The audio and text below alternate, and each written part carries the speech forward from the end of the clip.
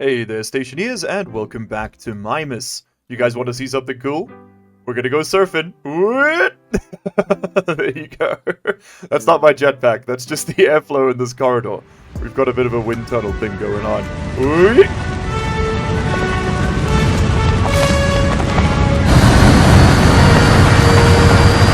Now, as you can see, I put down some gratings, and this is just to kind of prettify the place again. All the stuff that's kind of a bit more permanent, like things I know I'm not going to be moving, are going to get the grating from now on. And that's how you guys, it'll be like a visual indicator to you that that's where things are kind of settling down. Are you sure about that? For example, this tank, this Omni power converter, a lot of this stuff will probably move up onto walls and things once we seal this in. And I actually have walls for that. So let's have a look at what our options are. I printed out the large wall panel. This is my favorite wall in the game, and I'm going to show you some of the different options. We got wall panel flat. We've got, this one is for ladders. Apparently that's in the game now. That one was very much new to me, let me tell you. And then there's the monochrome panel. So each of these have their own distinct aesthetic look, right? Large flat, that's the flat panel, that's the large panel, and then that's the 4-piece panel. This looks really cool as flooring, I think, and I think this will look really good as sort of a wall texture. So we're going to be sealing all of this in today and moving some of these items up onto walls, moving some of the other things around. We're going to have to move this pressure regulator. A lot of just sort of bits and pieces that, we need to do to make the base look nicer.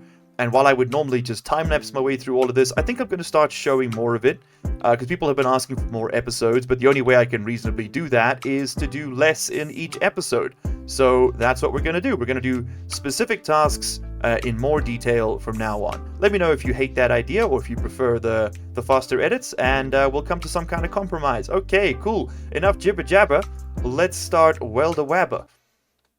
Whatever the hell that means. Alright, step one, I think, is going to be set up battery monitoring. That is definitely the most important thing we've got to work on right now. Battery, that's absolutely not what I need. What I need is consoles. I need 6 consoles, 3 for each setup. I'm going to need a pair of logic IOs to read from each setup, and I'm going to need a pair of IC chips and housings. So basically, I'm doing the same battery monitoring setup in 2 places. One over here, and the other one will go just on the window here with the gas fuel generator. And that way I'll be able to see it from inside the kitchen. This, realistically, is all going to become one room at some point, and then I'll be able to just walk through and check these things. But until we actually get around to that, this is what we're stuck with. Also, I did a ton of mining in between episodes, and I've started printing the rocket stuff. We needed stellite and astraloy and constantin and inconel and electrum, and you won't believe it. But there we go. We got the launch pad, we got the modular rocket engine, and the modular fuel tank. We won't be doing that today, but that's they just take like a couple. They take about 6 or 7 minutes each to print. So while I was out mining, I was just printing them up. Speaking of which, I need to get more gold, huh? I think I've got gold in them there heels. There's some gold in this there bag, but we definitely need more gold. Are you hot enough to smelt the gold? Of course you're not. That'd be too easy.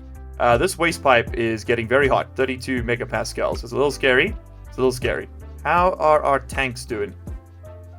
We got 8C at 172 kPa. I really would like to pull the... I should also do a temperature reader for this pipe. I think that's something else I want to monitor.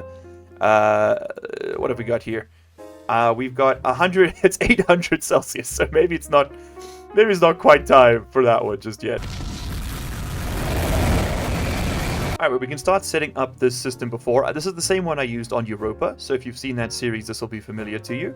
But it's a pretty straightforward system. We just need 3 LED smalls, just like this. We're going to need an IC chip that is going to... let's get that. IC circuit. There we go. We're going to have to... That's going to do all of the calculations for us. We're going to use a batch reader to pull all of the information off of this network.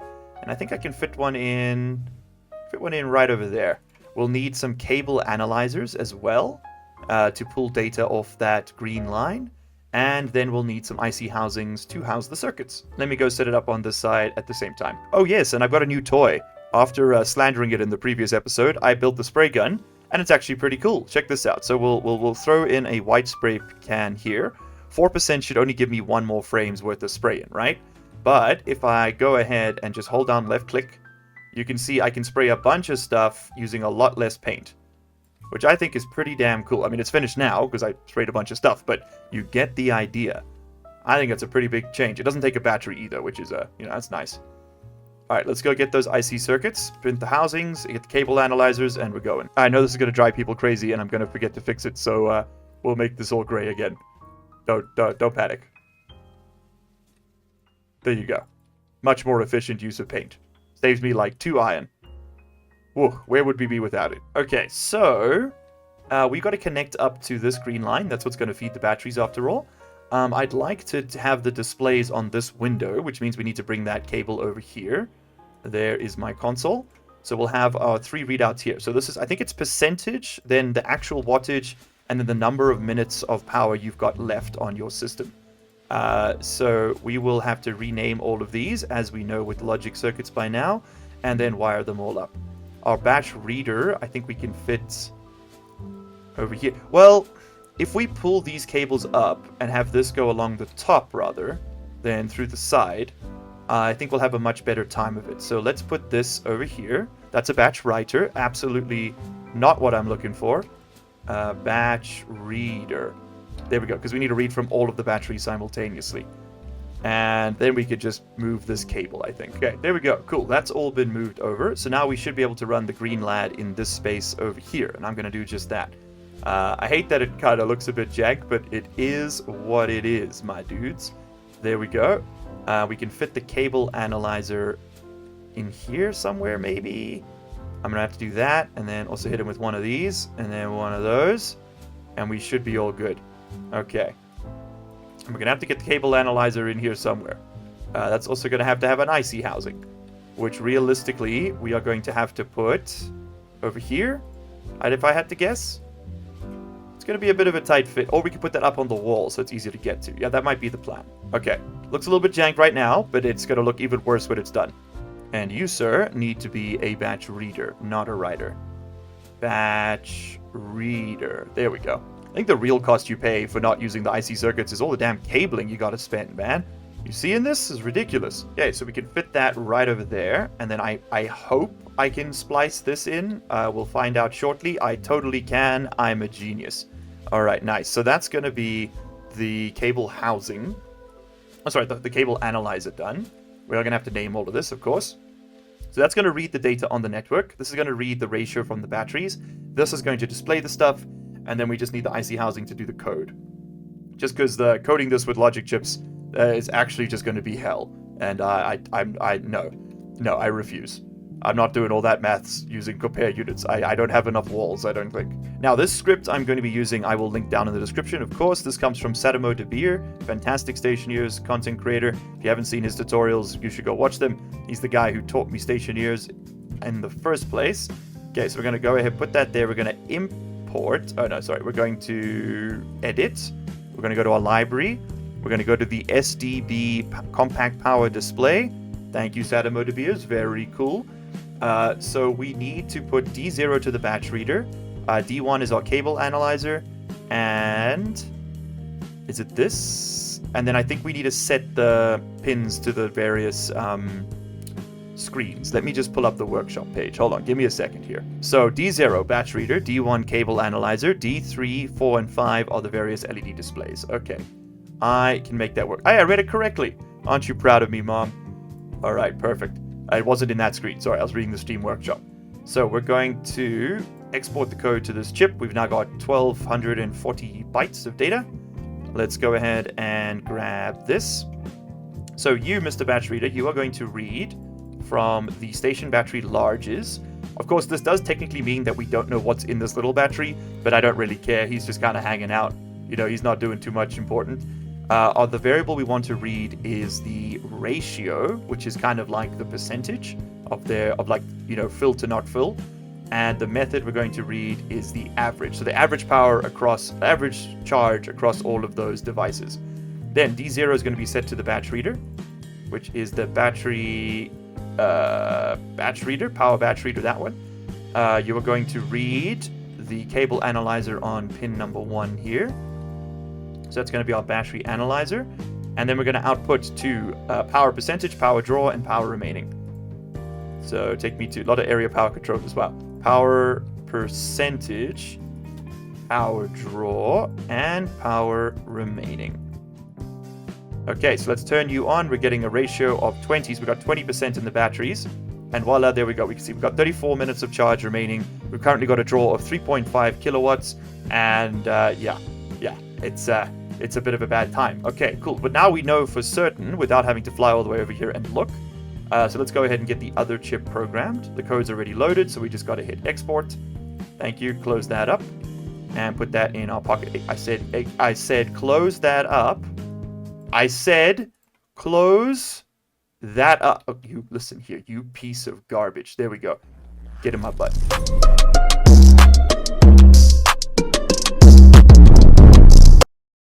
Okay, as promised, the IC housing is going to go right over here. There goes our chip.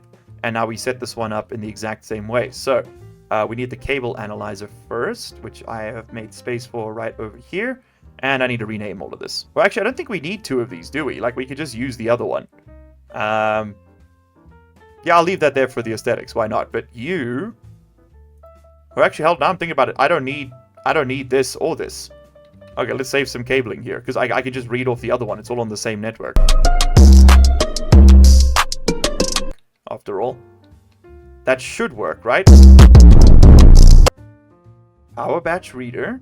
Okay, we're going to pull from there. We're going to pull the battery analyzer, and then we're going to put out... these do need to be renamed, though. This is going to be power percentage 2. This is going to be power draw 2. And this will be power remaining 2. Turn that on. Hey, and it's working. Okay, so we don't need these. Hey, I'm thinking here for a change. Hey, very nice. Okay, he's using all 6% of his brain. Let's, I think that's good. Let's just pick up this cable and do a bit of recycling here. But big victories, big moment. All right, so now we know what the battery's at, right? Now we need to set up the charging circuit, which I don't have to do here. We can put this anywhere. But right now, okay, this is all on. Turn you on. It's going to take a few seconds for this thing to start up because it's so cold. Several days later. Okay, sorry about the jump cut there. I had a bit of a recording mishap. I hit pause while I was trying to sort this out, and then lo and behold, it stayed paused. Now, so I had to tweak this quite a bit. As you can see, we are no longer cooling as much as we should have been. That should be at 130. We're now at negative 80. So we actually do need more radiators. Oh my goodness, it doesn't end. But we have some progress that we've made. So right now, with the temperature being that low, I need to increase the pump here again. And I will also be officially admitting defeat. I think I've done my best to make this thing work without using IC housings and IC circuits. But I listen, I know my limits. I know where to call it quits. If you have a cool logic control circuit chip thingy-ma-what's-it that can read the data and run it into this thing, and you want to put it together, let me know, and I'll see if I can publish this save onto the workshop, and maybe, just maybe, we can come to some kind of compromise. I would really love to feature your work in the video, so I'm putting out a bounty in exchange for one, yes, you read it right, one high five virtually. I would like, please, one fuel generator code control. I know Cows of Evil has one. I can't quite seem to make it work. Then, I did something else in the meantime, which I feel very silly about now, because it's not on camera. I did this. I put down a gas fuel mixer controller, because I have had a bunch of requests from my Europa series to show how I would do this. The point of this thing is to control when this thing is meant to turn on and off. It works exactly like our daylight sensor does. We have a pipe analyzer down there that's going to read the pressure in this pipe. We have a memory that stores the ideal fuel pressure. In this case, I want to store, let's say, 5 megapascals, 5,000 kilopascals. We want to read, and it's in an error state now because I have to move some stuff.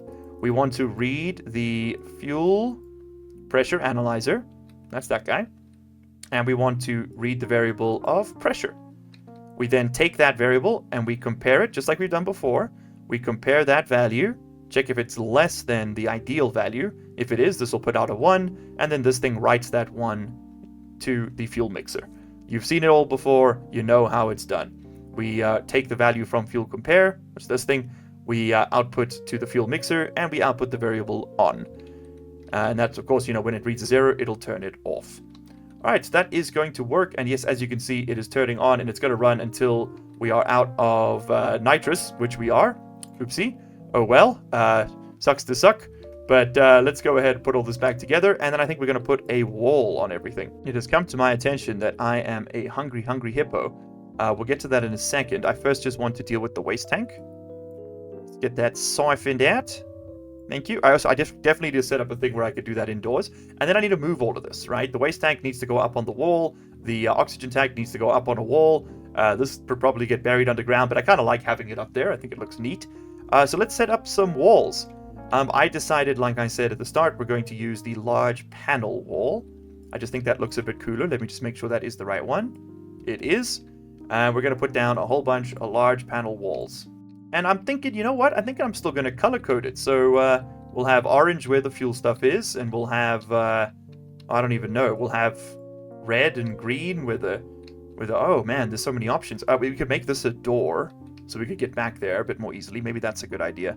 Let's do a bit of future-proofing. Also, let's do a bit of landscaping. We've done so much like logic and planning and stuff. I just want to do some building. And you guys are asking for more episodes, which means I gotta do sort of less stuff in each episode. I have a door there too. Why not? A little crawl space in here. Now, this is quite expensive in steel, of course. It's about 1.5 grams of steel a pop. In fact, it's exactly 1.5 grams of steel a pop. But I don't know. I think for making the base look a bit more interesting for the camera, definitely worth it. Because look, you could just live in a 1x1 hovel for the entire game, right? And just do all your builds outside, all your experimentation and stuff. But I mean, why make a YouTube video out of it then, you know? I think it's more interesting to go a bit big, go a bit bold. Alright, and then we just need to seal in you. Oh, I see, and we've actually, we've blown a roof here. Alright, so let's go ahead and turn this whole system off. I'm just venting my nitrogen to the atmosphere. We have in Houston, we have blown the roof off of this building. Yeah, we've lost an iron ball. Okay, so all of this needs to be stripped out and replaced with steel. It's got a much higher tolerance for temperature and heat and stuff. Alright, but I also need to get painting. Someone also suggested that we should make some nuclear batteries, and I think that's a great idea. Just a pair of these will be enough for a long, long time. So I'm going to let that cook. Okay, so there's one, and then just make one more. And I guess we'll just let you charge. Also, I should really just pull apart this airlock. With this does not need to be 2 spaces anymore, now that we've got the active filtration. And I will probably do that off camera. But for now, I am just going to pull this off. Because, yeah, that's just slowing us down so much for no reason. And there we go. Now we, because we're maintaining similar pressures in each room, right? 85 here, and what are you set to? 105? Honestly, simple solution. Just push this up to, like, 100. Okay, cool. I require sustenance, brother. Let's see what this pumpkin does for us. 88%. Okay, so 17% fills us up full. I think that's more efficient. Yeah, because, like, one pumpkin is a number, and that's a different number, and therefore we're golden. Alright, those 2 nuclear batteries I'm pretty sure are going to drain at least one of those station batteries on their own, so we'll keep the other large bat just kind of on hand over here. But yeah, that's a lot of juice when and if it comes to it, which is very nice. Okay, so this is looking great. Let's get all of this moved up. We're doing some aesthetic renovations today. Okay, cool, much better. That is now set up a bit more aesthetically. It was kind of just hiding through the floor here, which doesn't work long term for me. I'd like to set you up to 19,500 as before. So 19 megapascals of fuel, turn you on, and we should see the pressure in there rise. And that means we can store our jetpacks. Another quality of life change would be to have another tank that just lives in there, so that when I put it in, I actually get the full pressure. Otherwise, it'll like change the pressure and it drops, and then I get a bunch of errors, and it's very annoying. Okay, next thing we can do is pick up all of this. We don't need this no more. As well as some of this. And I have to go in the back, and I can get that last little piece. And then I think what we're going to do to finish up for today, obviously we've got some quality of life stuff, is to significantly expand the base back there so that we can build the rocket silos and whatnot. I don't know if the rockets are really necessary. I think it's more of a vanity project than anything else, but I mean, what's the point of life if not vanity? Am I right, gamers? This one's going to be a lot easier. We just got to turn you upwards. Okay, so if I want to empty out my waste tank, I just throw it in there. Let's just make sure that works.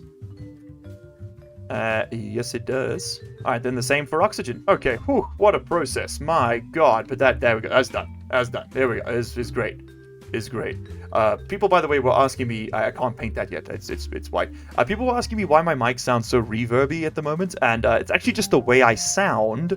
It's the giant cavernous space between my ears. You know how it is. It makes it a little hard. It makes it a little bit more echoey up here. But in all sincerity, we actually now have slightly more aesthetically pleasing setups here. So we got our tanks up on the walls. We've got you guys up on the walls. We can pick this up. I'm mostly just doing a bit of recycling here as we go through. A lot of this can now get layered with juicy grating, and that will just improve the aesthetic. I think, in fact, we can put grating down on the whole floor. I need to decide if I want the grating to be white or maybe another color. I don't know. Let's get some white paint and see what that looks like. And then, because I know there's going to be someone out there, it's me, who's going to be annoyed, I will recycle the iron. Okay, give me the paint gun. Let's see how this thing looks when it's all dolled up. So white grating looks like that. What does black grating look like? I mean, I'll take a swing at it. It's probably black. Between the three of those, we could probably build quite an interesting design, right? Have black grating everywhere, and then white grating on the walkways to make it more visible, or the inverse. Maybe the inverse, just so it's not so dark. Although this does make the components stand out quite a bit better, doesn't it? Big old switch over there. If we did this in the inverse, right? So put this like this, and then give me the spray paint over here. How's that gonna look? I think that's a little bit nicer. Right? Okay, well look, we can play around with it and see how we feel. In the meantime, I need to go print a bunch of gratings. I need to go and get a bunch of frames, and then we need to get some doors as well. Okay. Alright, next step. Give me some iron frames, and by some iron frames, I mean give me a lot of iron frames. And some iron sheets. We're going to need a lot more iron sheets. And let's go and... Oh man, this is going to take a minute. Let's go and weld up all of this junk. Alright, so I think start me off over here. I know I'm going to want this as a walkway, so let's get a walkway. Right, come up and around. Go around this side if you want to. And that's just a bit simpler. Then we're going to want frames all the way along here. And then we can work out where our cooling system's going to be. So we know the cooling system's going to influence the... I want to say the carbon dioxide and the oxygen first and foremost, right? Because those are the ones that are in the most immediate need of temperature control. So, the heating... It's going to be a heating setup, sorry, not a cooling setup. It doesn't need much space.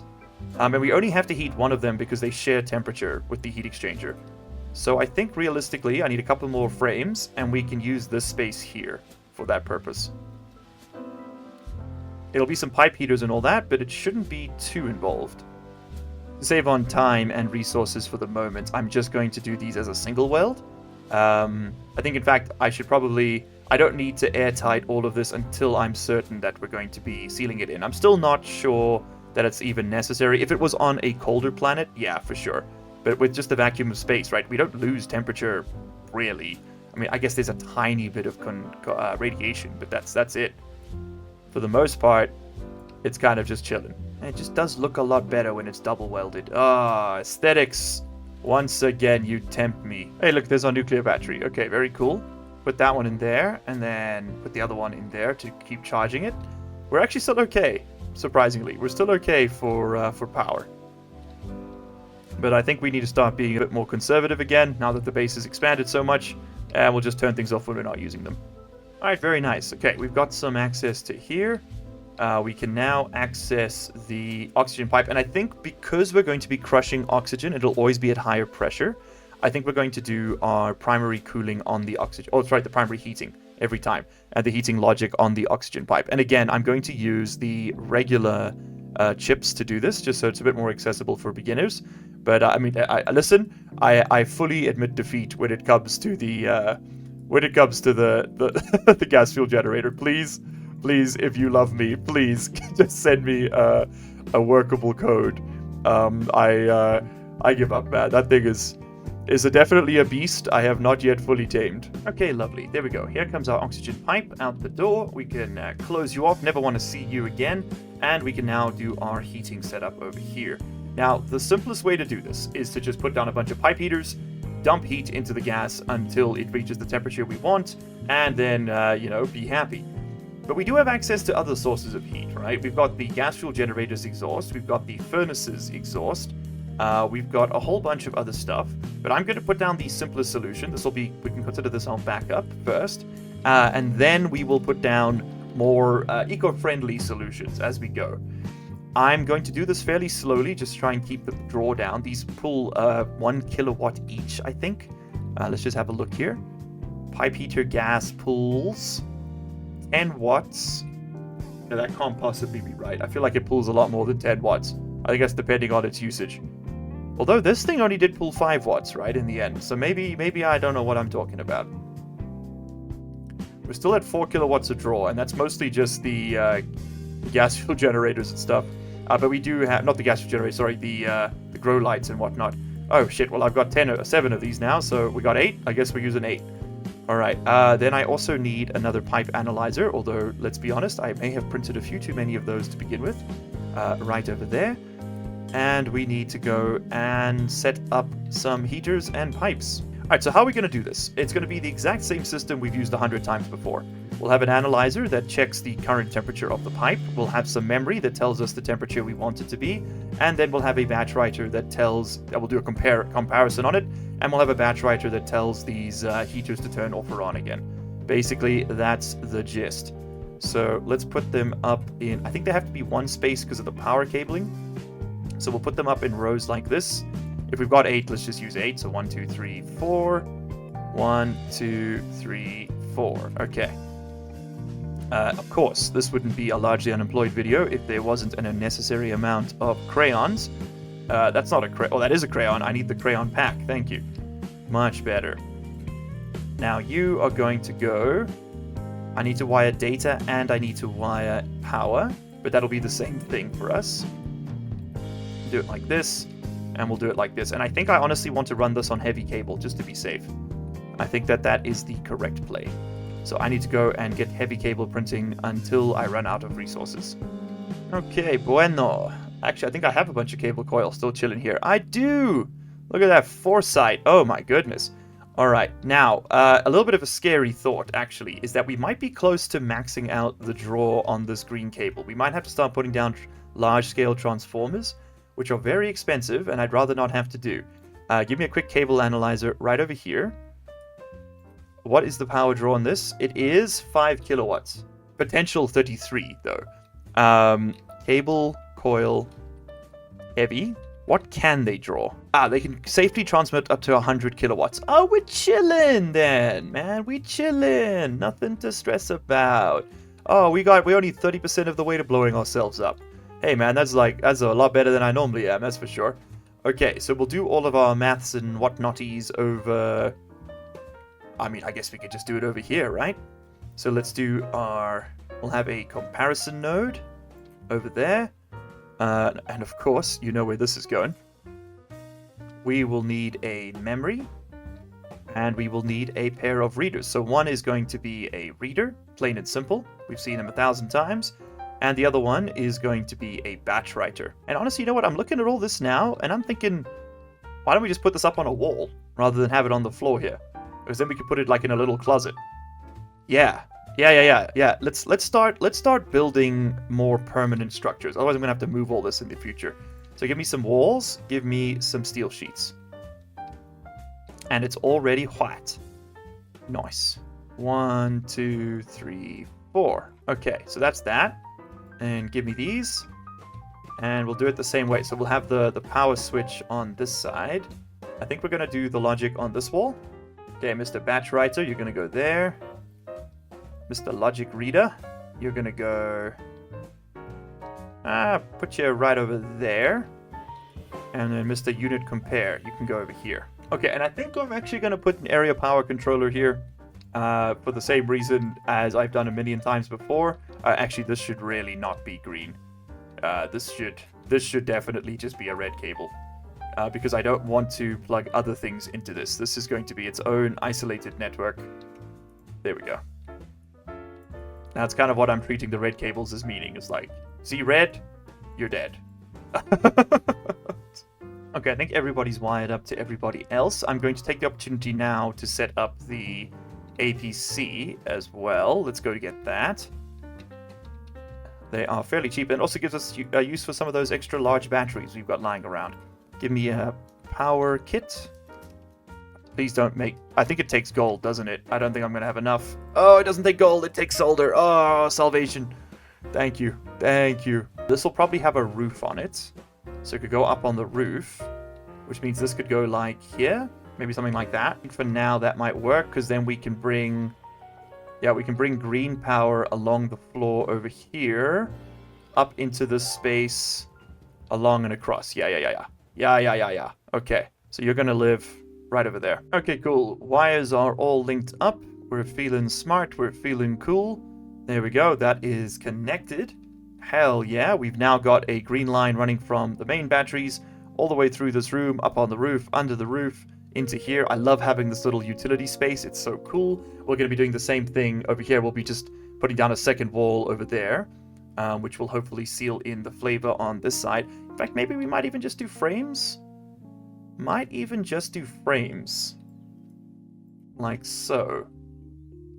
I don't know.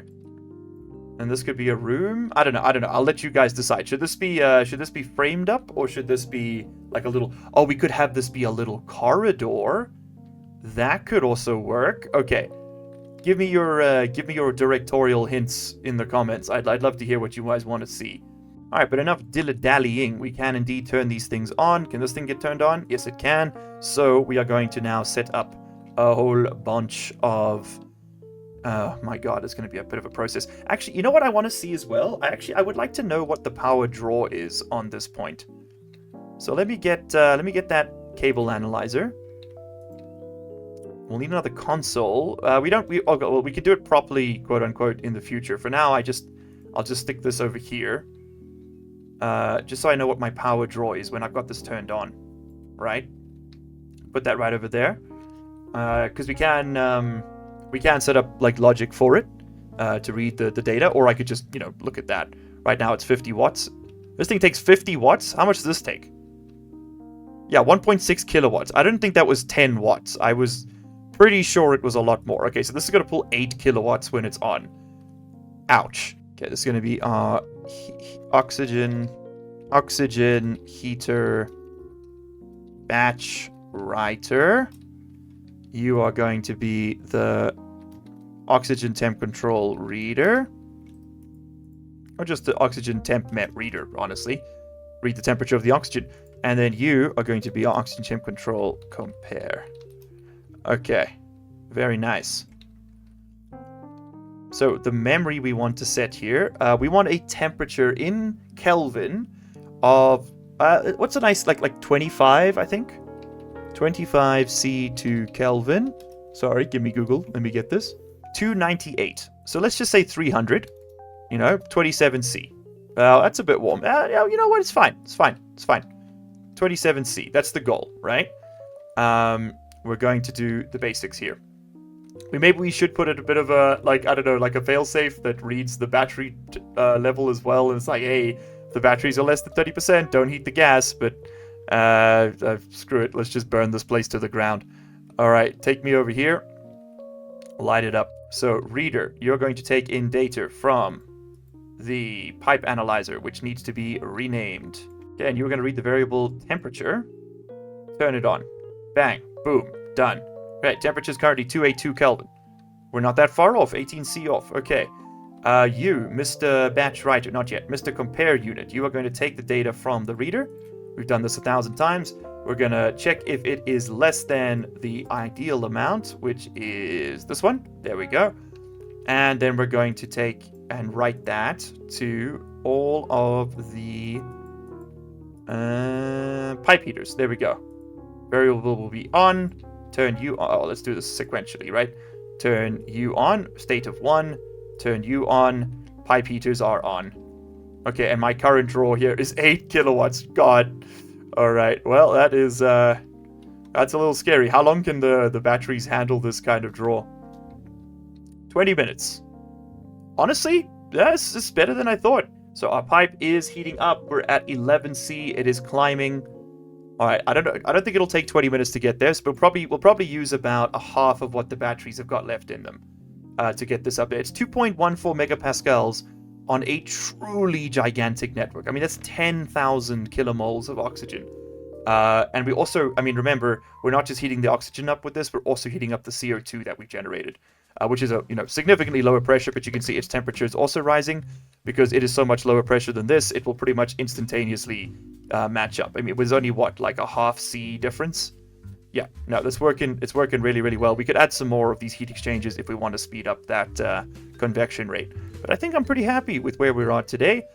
This needs to be repaired as a matter of urgency.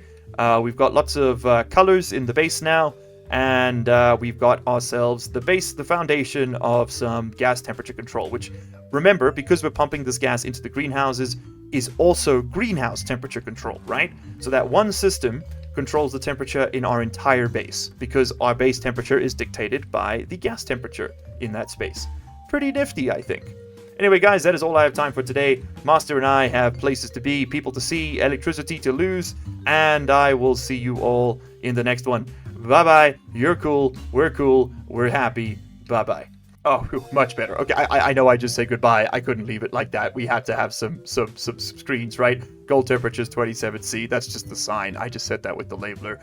That's our actual temperature. We're at 23, which honestly is pretty good. And that's our power draw. I wanted to get a sign next to it, but yeah, it's a little packed back there, not gonna lie. So yeah, next time we will go ahead and finish this off. But thank you all so much for watching, for real this time. Bye-bye, and I'll see you in the next one. Cheers. And of course, a special thank you goes out to our channel members and patrons for this month. Your support quite literally keeps the lights on around here.